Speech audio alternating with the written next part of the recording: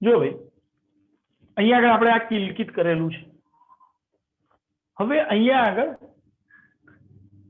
આ d1 જે અંતર બતાવ્યું છે ત્યાં એક છેડા પર આપણે કંઈક વજન ઉચકવું છે. અહીંયા આગળ કોઈક વજન ઉચકવું છે. વજન ઉચકવું ધેટ મીન્સ ભાર ઉચકવું, એટલે એનું વજન નીચે તરફ લાગે, એને આપણે F1 કહી દઈએ. તો એને આપણે કહીશું ભાર. અને આ સંદર્ભ બિંદુથી ભાર સુધીનું જે અંતર d1 જે છે એને આપણે ભાર રેખા કહીશું. ભાર રેખા, વેઇટ આર્મ, ભાર રેખા, લોડ આર્મ તરીકે ઓળખાય. અહીંયા ભાર એટલે કે લોડ. ઓકે, હવે આને ઉચકવું છે તો ઉચકવા માટે આપણે બીજે છેડે બળ લગાડવું પડશે, પ્રયાસ કરવો પડશે, એફર્ટ લગાડવું પડશે, માટે એને પ્રયાસ બળ કહે છે. તમે એને ઉચકવા માટે નીચે તરફ કંઈક બળ લગાડશો F2, તો આ જે બળ જે છે એને પ્રયાસ કહીશું આપણે. અને આ જે d2 જે છે એને પ્રયાસ રેખા કહીશું, એફર્ટ આર્મ, પ્રયાસ રેખા. ઓકે, હવે તમે જોઈ શકો છો કે અહીંયા આગળ F1 F2 બળ નીચે તરફ લગાડે છે ત્યારે આ ટેકો જે છે કે જેની પર કિલકિત કરેલું છે એ એની પર લંબ પ્રત્યાઘાતી બળ ઉપર તરફ લગાડે છે. લંબ પ્રત્યાઘાતી બળ ઉપર તરફ લગાડે છે. હવે આ રચના જે છે એ યાંત્રિક સંતુલન સ્થિતિમાં છે. ભાઈ આ રચના યાંત્રિક સંતુલન સ્થિતિમાં છે.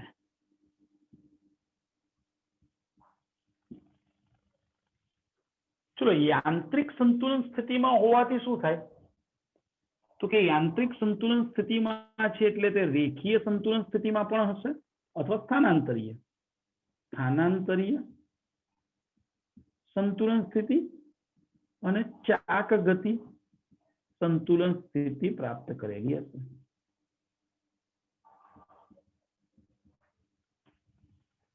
ચલો, સ્થાનાંતરીય સંતુલન છે ધેટ મીન્સ પરિણામી બળ 0 હોવો જોઈએ.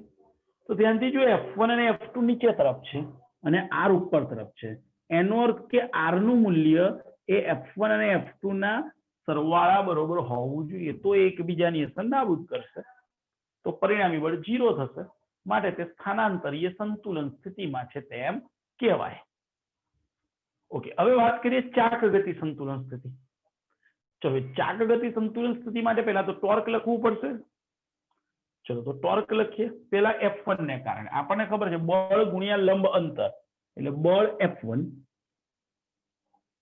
લંબ અંતર d1 છે, ભાર રેખા. ઓકે, હવે આ લંબ અંતરની દિશા એટલે r ની દિશા થઈ એના માટે, અને બળ નીચે તરફ. તો તમે જોઈ શકો છો કે એન્ટી ક્લોકવાઇઝ. ભાઈ એન્ટી ક્લોકવાઇઝ એટલે ટોર્ક પ્લસ લઈશું એટલે આ F1d પ્લસ. પછી પ્રયાસને કારણે લાગતું ટોર્ક, તો આ F2 અને સંદર્ભ બિંદુથી લંબ અંતર પ્રયાસ રેખા જે છે d2. હવે d2 ની દિશા ગણાશે સંદર્ભ બિંદુથી આમ, એટલે કે r ની દિશા આ થઈ, F2 નીચે તરફ. તમે જોઈ શકો છો આ ક્લોકવાઇઝ છે, એટલે કે ટોર્ક માઇનસ. પણ એ તો ચાક ગતિ સંતુલન સ્થિતિમાં છે. ભાઈ સંતુલન સ્થિતિમાં છે ધેટ મીન્સ પરિણામી ટોર્ક 0 હોવું જોઈએ, એટલે ઇઝ ઇક્વલ ટુ 0.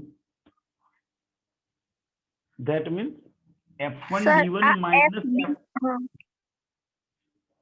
શું કઈ નહીં, એ તો F1d લખ્યું છે. અચ્છા, okay okay, F1 d1 minus F2 d2 is equal to 0. That means ચાક ગતિ સંતુલન માટેની શરત થઈ ગઈ ભાઈ F1 d1 બરોબર F2 d2 હોવું જોઈએ.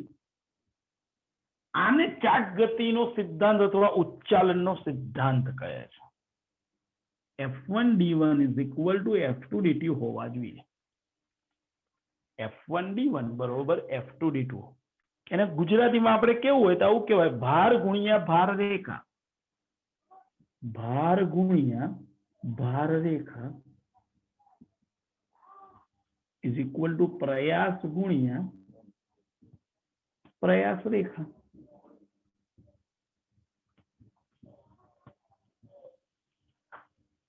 ભાર ગુણ્યા ભાર રેખા બરોબર પ્રયાસ ગુણ્યા પ્રયાસ રેખા. ઓકે, હવે ધ્યાનથી જુઓ, આ F1 D1 is equal two F2 D2 હતા, માટે F2 upon F1 બરોબર શું થશે? તો કે F2 upon F1 is equal two D1 upon D2. Yes, આને યાંત્રિક લાભ કહેવાય, આને યાંત્રિક લાભ તરીકે ઓળખીશું.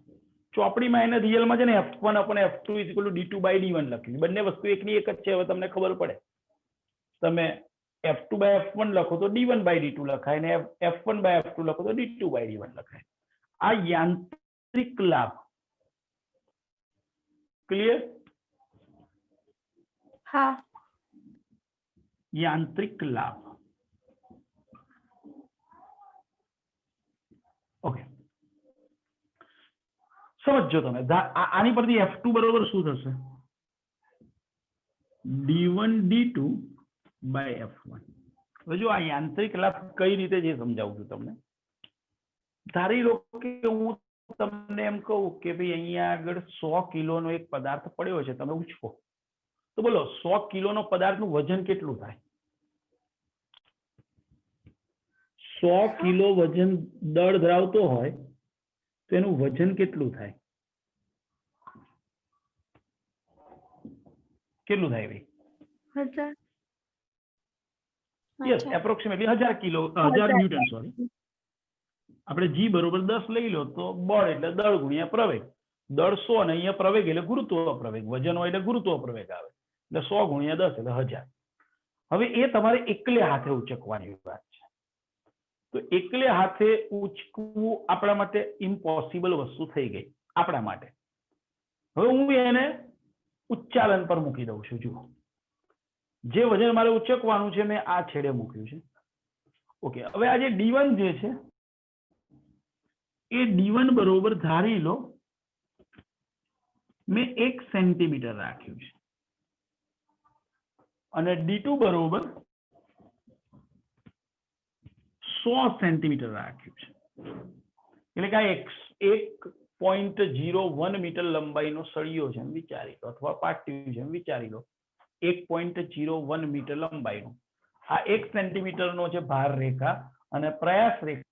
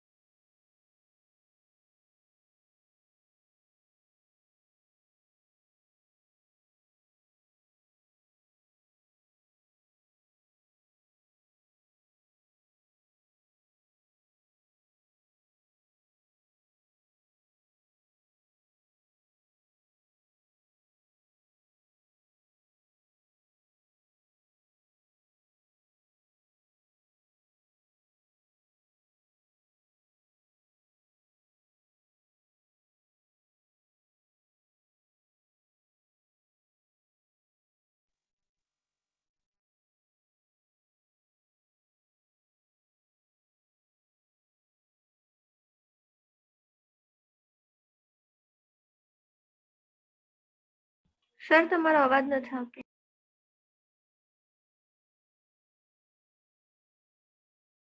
Sir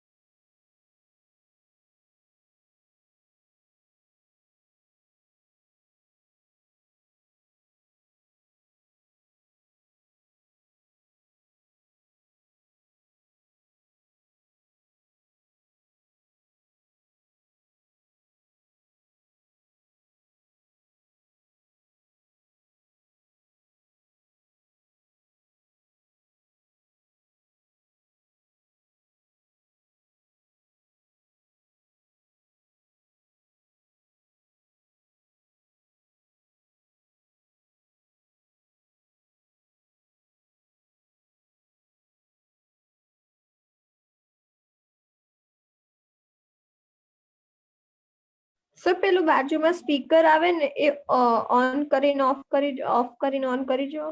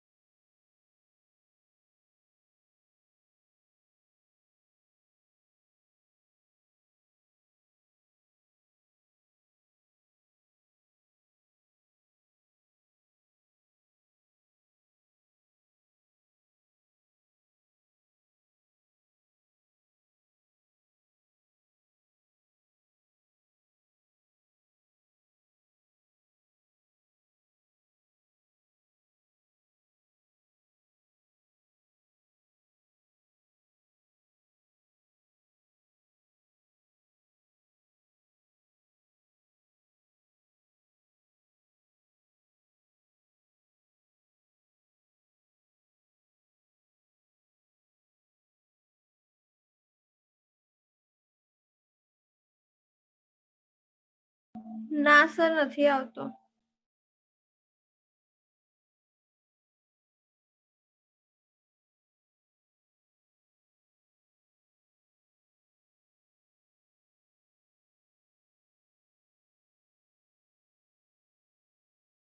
okay sir.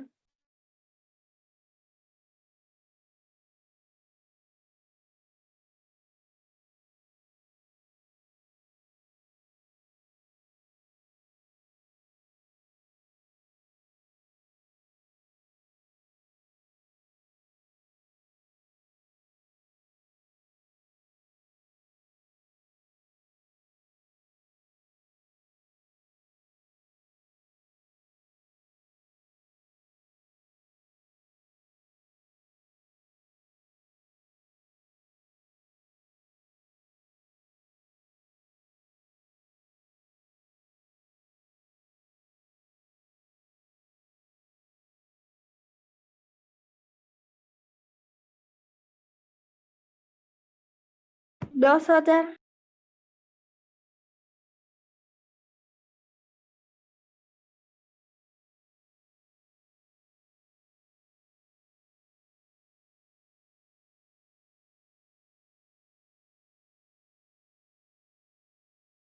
Sir 1 centimetre લખ્યું છે.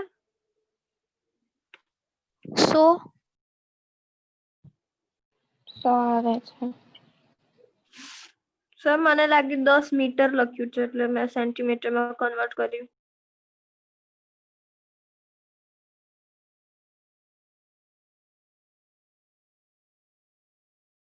સર તમે લીવ થઈને સર, ફરી મને- કદાચ આવી જશે. સર મને અવાજ જ નથી આવતો તમારો. બધાનો આવે છે.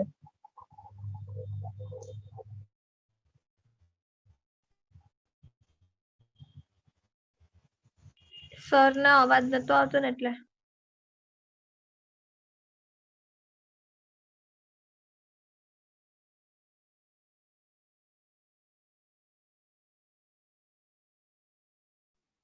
ચલો ભાઈ, હવે અવાજ આવે છે? હા સર હવે આવે છે. હા, સર. આવ્યો. ઓકે, જુઓ તો ભાઈ, અહીંયા આગળ F2 ના સૂત્રમાં મેં કિંમતો મૂકી દીધી. સર તમારો વિડીયો ચોટી જાય છે. ના સર બરોબર ભાઈ, આવે છે. આવે છે ભાઈ વિડીયો હવે ક્લિયર? હા હવે આવ્યો. હા સર આવી ગયો. ઓકે, F2 બરોબર D1 ની કિંમત 1 સેન્ટીમીટર છે અને D2 ની કિંમત 100 સેન્ટીમીટર છે, એટલે સેન્ટીમીટર ઉડી ગયા, એટલે મેં 10 ની -2 એવી ઘાત લખી નથી. આ 1 ગુણ્યા F1 ની કિંમત 1000 ભાગ્યા અહીંયા 100 હતા એટલે 2 મીંડા ઉડી ગયા શું આવ્યું 10 ન્યૂટન. તો તમારે જે 1000 ન્યૂટન વજન ઉચકવાનું છે એના માટે તમારે કેટલો એફર્ટ કરવો પડશે માત્ર 10 ન્યૂટન. તમે 10 ન્યૂટન લગાડી શકો છો એટલે માત્ર 10 ન્યૂટન બળ લગાડી અને તમે 1000 ન્યૂટન બળ ઉચકી શકશો. આ ઉચ્ચાલન એટલે કે ચાકમાત્રાના સિદ્ધાંતનો ફાયદો થયો. બોલો ક્લિયર છો? આ આપણો યાંત્રિક લાભ થયો કહેવાય. આ યાંત્રિક લાભ મેળવવા માટે d1/d2 જેટલા નાના એટલું તમે ઓછું બળ લગાડીને વધારે વજન ઉચકી શકો. d1/dt નું મૂલ્ય જેટલું નાનું એટલું તમે ઓછું બળ લગાડીને વધારે વજન ઉચકી શકો. ભાઈ તમે આવું કોઈ ઉચ્ચાલન ક્યાંય જોયું છે?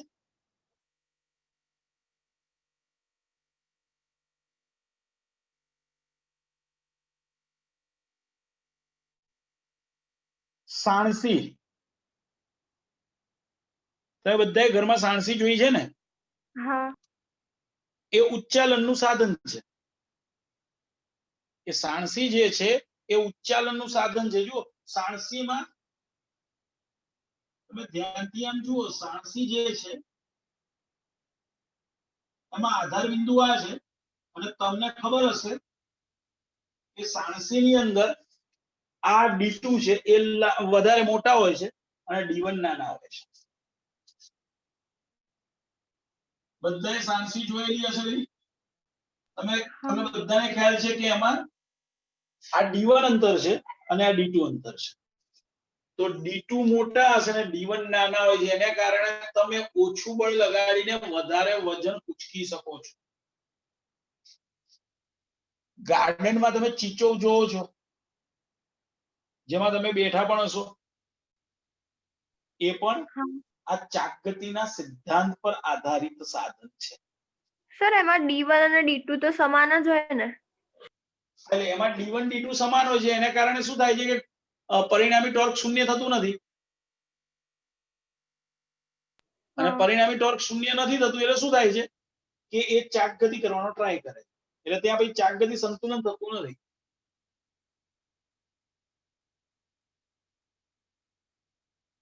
ત્યાં જોજો મિડલમાં જોડેલું હોય એટલે શું થશે કે તમે સામસામે બેસશો, એકનું બળ નીચે તરફ લાગતું હશે તો બીજાનું બળ ઉપર તરફ જશે, બીજો ઉપર જશે. જો ધેટ મીન્સ કાર્યરેખા શું થઈ ગઈ? વિરુદ્ધ થઈ ગઈ. માટે એક ટોર્ક ઉત્પન્ન કરશે. ત્યાં આગળ ચાકગતિનું સંતુલન નહીં થાય.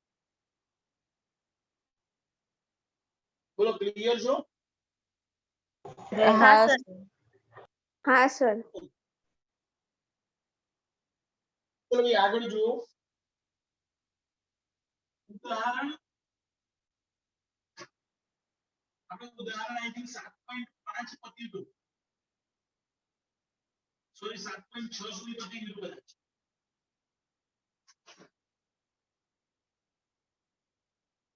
બરોબર છે ભાઈ? ઉદાહરણ 7.6 સુધી ક્લિયર હતું?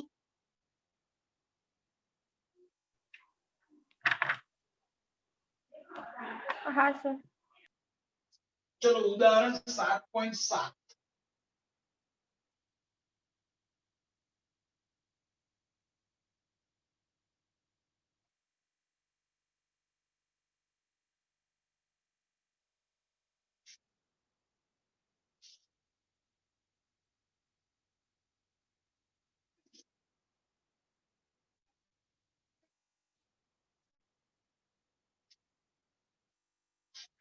ભાઈ ઉદાહરણ 7.7. ઓકે. દર્શાવો કે કોઈ બળયુગ્મની ચાકમાત્રા એ બિંદુ પર આધારિત નથી કે જે બિંદુને અનુલક્ષીને તમે ચાકગતિઓ લીધી છે. ભાઈ આપણે એવું દર્શાવવાનું છે કે જે બળયુગ્મને કારણે જે ચાકગતિ થઈ રહી છે એ સંદર્ભ બિંદુ પર આધારિત નથી એવું આપણે દર્શાવવું છે. સમજો બરોબર? આ એક L લંબાઈનો સળિયો છે.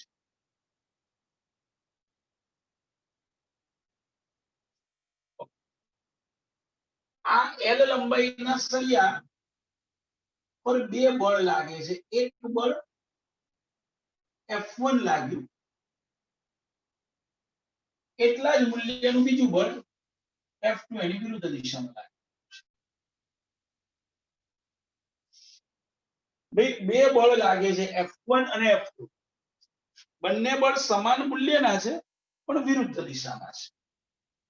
F1 અને F2 બંનેના મૂલ્યો સમાન છે, દિશા વિરુદ્ધ છે. ભાઈ દિશા વિરુદ્ધ છે, ધેટ મીન્સ તમે તરત કહી શકો કે સાહેબ રેખીય સંતુલન તો છે જ. ઓકે, હવે કોઈક સંદર્ભ બિંદુને ધ્યાનમાં લઈએ. ધારી લો મેં આ સંદર્ભ બિંદુ લીધું કે જેને અનુલક્ષીને આપણે ચાક ગતિની ચર્ચા કરીએ છીએ. તો આ F1 બળ જે લાગે છે એનો સ્થાન સદિશ છે R1.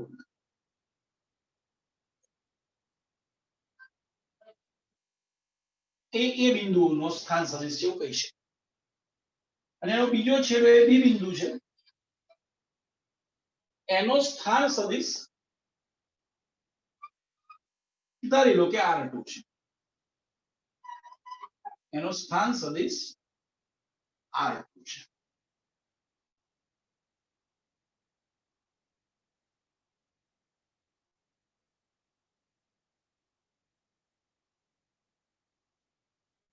ઓકે, હવે ધ્યાનથી જુઓ, આ સદિશ R1 ના શીર્ષ પર સદિશ AB દોરેલો છે એમ કહેવાય. તો આ બંનેનો સદિશ સરવાળો આપણને મળ્યો સદિશ R2. તો તમે આવું કહી શકો સદિશ R1 વત્તા સદિશ AB બરોબર સદિશ R2. બોલો ત્રિકોણની રીત પરથી આવું કહી શકાય. સદિશ R1 વત્તા સદિશ AB બરોબર સદિશ R2. તો મને કહો તો સદિશ AB બરોબર શું થશે? સદિશ AB બરોબર શું થાય? R2 minus R1. Yes, R2 minus R1. સદિશ R2 minus સદિશ R1. આને કહી દઈએ સમીકરણ નંબર 1. ઓકે, હવે આપણે તો અહીંયા બળ યુગ્મ શોધવા બેઠા છે. ભાઈ અહીં બળ યુગ્મ tau is equal, આપણને સૂત્ર ખબર છે, R1 cross F1 plus R2 cross F2 બંને ટોર્કનો સદિશ સરવાળો. પણ આપણને ખબર છે F1 બરોબર માઈનસ F2 છે, તો બોલો આવું લખાય F2 બરોબર માઈનસ F1.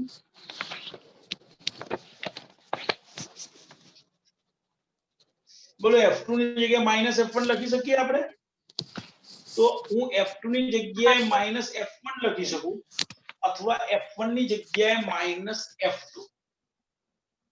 ચલો હું F1 ની જગ્યાએ માઈનસ F2 મૂકી દઉં છું, એટલે R1 એમના એમ ક્રોસ, ચલો F1 ની જગ્યાએ શું મૂકું? માઈનસ F2, એટલે માઈનસ આગળ લખ્યા,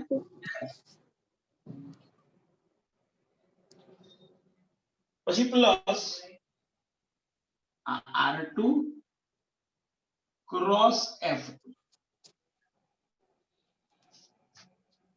બોલો ક્લિયર છો? હા સર. ઓકે, F2 કોમન છે જુઓ, પણ આ સદિશ ગુણાકાર છે, સદિશ ગુણાકારમાં ક્રમનો નિયમ જળવાવો જોઈએ, એટલે F2 કોમન છે પણ એ ક્રોસ પછી આવે છે, એટલે આપણે ક્રોસ પછી લખીશું. તો શું રહેશે? Minus R1 plus R2 cross F.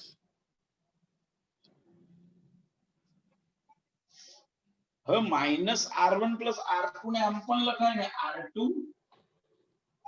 Minus R1 cross F2.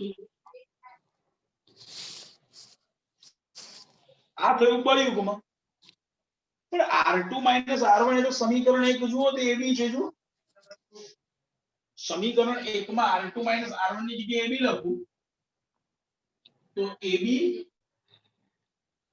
Cross F2 એવું થયું. આ તો કારણ સમીકરણ નંબર 1.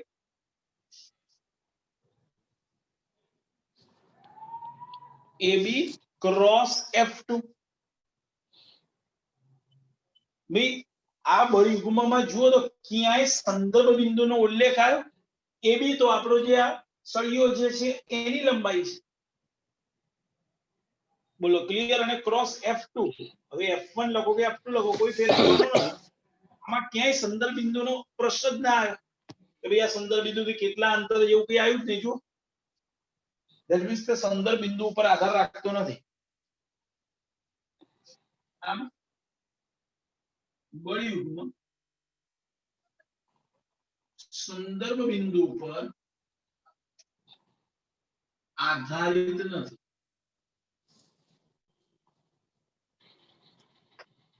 બોલો ક્લિયર? હા સર.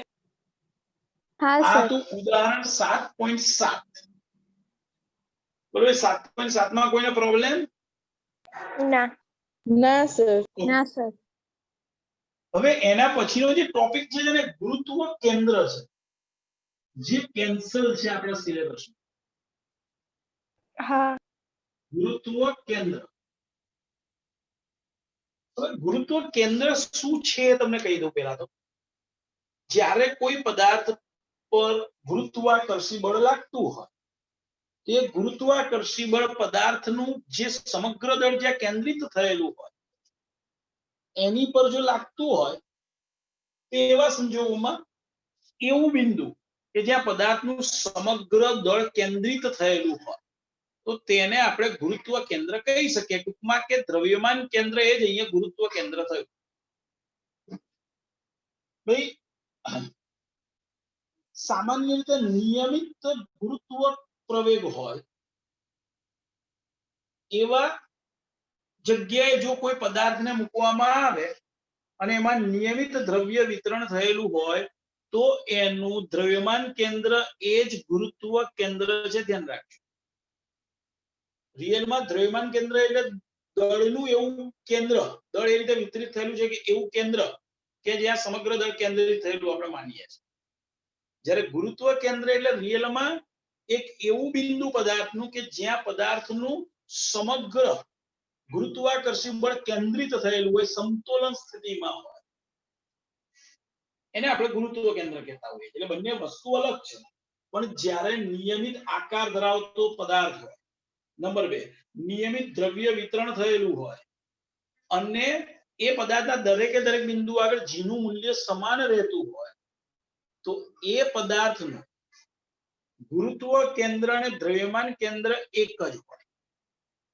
ટૂંકમાં આપણે જે પૃથ્વી પર ચર્ચા કરીએ છીએ એમાં તો દરેક બિંદુ આગળ ગુરુત્વ પ્રવેગ સમાન ગણીએ છીએ. માટે પૃથ્વી પરના દરેકે દરેક પદાર્થ માટે તમે એવું વિચારી શકો કે એનું ગુરુત્વ કેન્દ્ર એ એનું દ્રવ્યમાન કેન્દ્ર પર જ છે. એટલે આપણે ખાલી એવું યાદ રાખીશું હવે આ ચેપ્ટર માટે કે જે પદાર્થમાં બધા જ બિંદુએ જી સમાન હોય તો એ પદાર્થનું દ્રવ્યમાન કેન્દ્ર એ જ એનું ગુરુત્વ કેન્દ્ર હોય. પણ જો જી સમાન ના હોય, પદાર્થ પૃથ્વી કરતા પણ મોટો વિશાળ પદાર્થ હોય કે જેના દરેક બિંદુ આગળ જીનું મૂલ્ય જુદું જુદું છે તો એવા સંજોગોમાં એનું દ્રવ્યમાન કેન્દ્ર અલગ હશે અને ગુરુત્વ કેન્દ્ર અલગ હશે. પણ આપણે એની ચર્ચા આપણા સિલેબસમાં કરવાની નથી. બોલો ક્લિયર છો ભાઈ? હા સર. હા સર. હા સર. ઓકે, એટલે આ હતી ચર્ચા ગુરુત્વ કેન્દ્ર. હવે ગુરુત્વ કેન્દ્ર આપણા સિલેબસમાં નથી. હવે એના બે દાખલા છે, ઉદાહરણ 7.8 અને ઉદાહરણ 7.9, જે નેક્સ્ટ લેક્ચરમાં કરીશું બુધવારે.